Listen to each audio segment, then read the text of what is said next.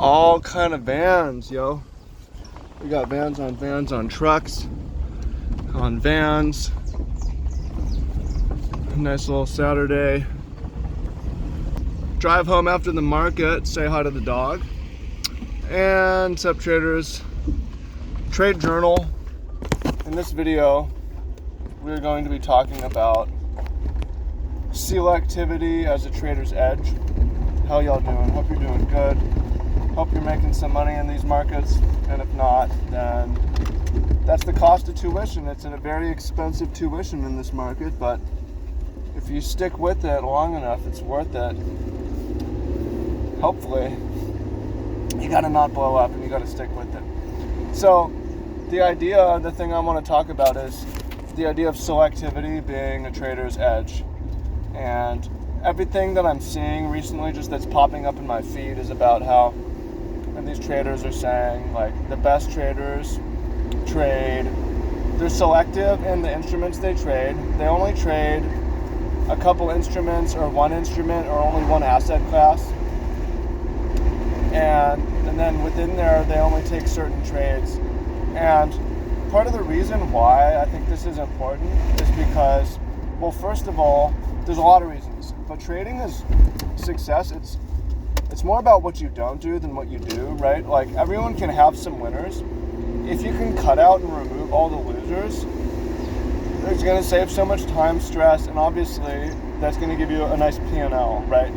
You only need a couple winners a month, in theory, if you have no losers. Or like a winner, a couple winners a week, if you have very few losers. And or your winners are bigger than your losers. So, one of the reasons to be selective on assets, and I found this, is different assets move differently. The price action is not the same. And the reason why is there's different institutions and different whales and different communities that trade these markets. So an example is comparing Forex to cryptocurrency. Cryptocurrency is not traded by central banks.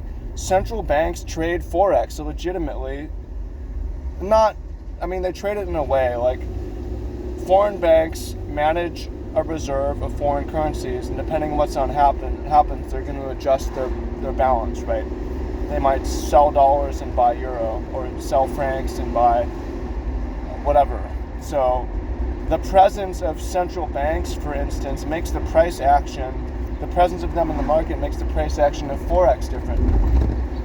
So the same system that may have edge on crypto might not have edge in Forex, and vice versa. Also because of different time, where the Forex market trades 24/7. But a lot of the US dollar traded pairs might move in New York session. So for instance, by being selective and focusing, and you can really master one asset or one pair, one trading pair, and understand all the players, understand everything about it, which can really improve win percentage, improve risk reward, and improve the trading experience in general. Then within there's also being selective about the trades you take, only taking the A+ trades. And this is also super important because there's all kinds of trades. There's always a trade you can take. And the idea is attractive of, if you get better at trading, you can take more trades. I've seen that of people who trade frequently with a high win rate and high risk reward. It is rare. It is more commonly the good traders, they trade semi-frequently, like multiple trades a week, but maybe that's all, right? And trading one setup or a couple different setups, one system, and they're very good at it. And they don't squander their money on the low probability setups. And also, they don't squander their emotional capital on the low probability setups, right? If trading, the edge in trading is in being discriminatory and selective, then it means saying no to things all the time. And that can be hard to do. And also, that needs to be what you do in your life as well. Like, if you have a strict diet, that's hard to do, to have a strict diet. Who has a strict diet? If you have a workout regimen or a very strict sleep schedule and so on, those things are hard to do. And you may slip up, you may have cheat days or break rules or whatever, but what you do in one area of your life, you do in all areas of your life. So something that I really love about trading is how it's asking me to be a more disciplined person in general. And I quite like that. And to becoming successful, to becoming more discriminatory. Now, personally, as I work on my my system, I'm in a place where I haven't taken a trade since, I don't know, it's been like 3 days. Not super long, but this year I really got into overtrading and the idea that I have an edge, therefore I should express my edge frequently. There should be some kind of trade setup every day. I want a large sample size. Well, I don't, that's just, it's the wrong approach. It's costing me a lot of money. And one thing it's costing me is a lot of stress as well. Like, it's stressful having risk on, it's stressful being in positions. You have to have the discipline or whatever to manage those positions correctly. Look at price, be reactive, be responsive, whatever. So any kind of stress from losing money, it's a ridiculous self-inflicted thing. Like, oh, I'm in drawdown, I'm on a losing streak, I'm stressed out. You can relate to that. Like, why don't you just stop? Because you're doing it for the wrong reasons. You're doing it for stimulus, you're doing it for addiction, you're doing it to make money back. You're not doing it to be disciplined and to only trade your best setups and wait for those and have back-tested results and be mechanical and systematic. So, yeah, I'll tell you what, being flat for 3 days feels great, and I look forward to that next trade opportunity. But something that makes it really easy is like, when I was making money, it was easy to be patient because I didn't want to give it back. When I was losing money, I was impatient to make that money back. So like, something I found personally is when I'm on a roll, I am likely to put on some bad trades, but I also, like, after I close a huge winning trade or whatever, or have a winning streak, I don't necessarily want to trade. I want to take a break, right? I don't want to work. I want to go enjoy my time, go enjoy my money.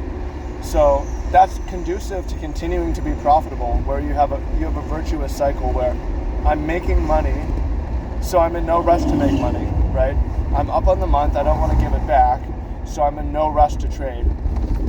Whereas when you're losing, it's like, well, I'm losing, I want to make that money back as soon as I can. I'm going to be impatient, I'm going to try to find a trade today, make money today. Oh, I'm up 2R today, like, yeah, but maybe I'm going to go for 4R because I'm 6R in drawdown or whatever it is, right? And you spiral down. So, yeah, I'm a huge fan of starting the month off fresh and being very careful in the early stages of the month to set the month off right, where that month is a winning month from the beginning, winning the first couple trades. And then from there, it's a lot easier to have good psychology and to be patient. Where, like, for me, for instance, right now, I'm up $3,000 on the month. It's not a great month. Compared to the last 3 months, it's a great fucking month. But in terms of how much money I want to make and I'm going to need to make, it's not great. It's okay. It's not a losing month, but I'm not really covering. I'm covering maybe my very, very barest living expense. But at the same time, I don't want to give that back. So I'm in no rush to trade. I want my next trade to be a winner, to grow. I don't want to give back and have a losing month. Whereas, say I'm down 3,000 this time of month, I'm like impatient, where I want to make that money back and I need to. So, and now I'm looking for trades, right, to make that money back so I can end the month on a win. So once you're in a good place, it's important to stay in that good place, right? It's easy. I feel like it's easy when you're on a win streak and everything's going, it's easy to keep that going. When you're on a losing streak, it's very hard to turn that around for psychological reasons. But it all comes down to patience, and not just patience, because patience is a lot of waiting, and there is a lot of waiting, but discrimination and, what was the word I used? Being picky, the word I used was,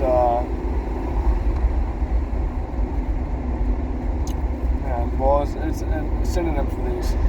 You want to be picky, you want to be discriminatory, you want to only take the good opportunities, and say no. Like, you need to say no. You need to say no to yourself.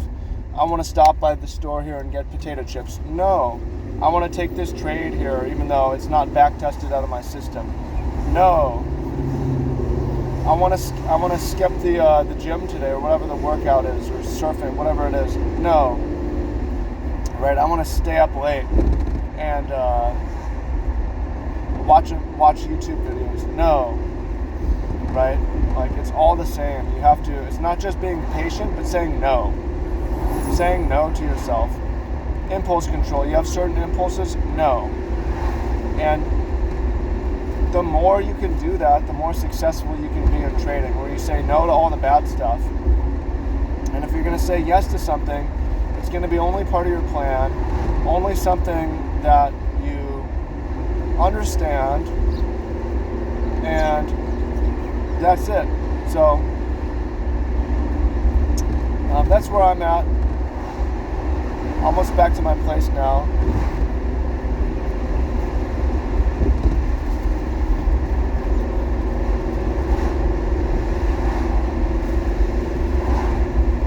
And I'm going to look at the charts today, and if I have a signal, I'll take it. If I don't have a signal, I won't. And I'm okay with continuing to be flat. And yeah, take my time. It's a lot more relaxing this way, and yeah, I know it'll work. Just happy with how the month is going in terms of that. Getting more selective, picky, discriminatory, patient, and yeah, it's showing in my P&L to be 15 days into the month and be showing a profit is great. So if I make another $3,000 in the next 2 weeks, I would call that a good month. I would like to finish up 4 at the minimum, but you know, it's all I can do is follow my process goals. That's all I can do, and the results will take care of themselves. So that's it. Follow my process goals. Results will take care of themselves, and that's waiting for the daily signal. Really simple. 2 p.m. every day. Can I be there? I can. Okay, appreciate y'all. Much love. Hope you're doing good. Let me know if you watch these videos. Comment down below. And this is my home beach right here. Looks like there's people out there, so maybe there's a wave. It might be worth looking at. Yeah, I'm gonna try it later. Okay. Much love. Peace.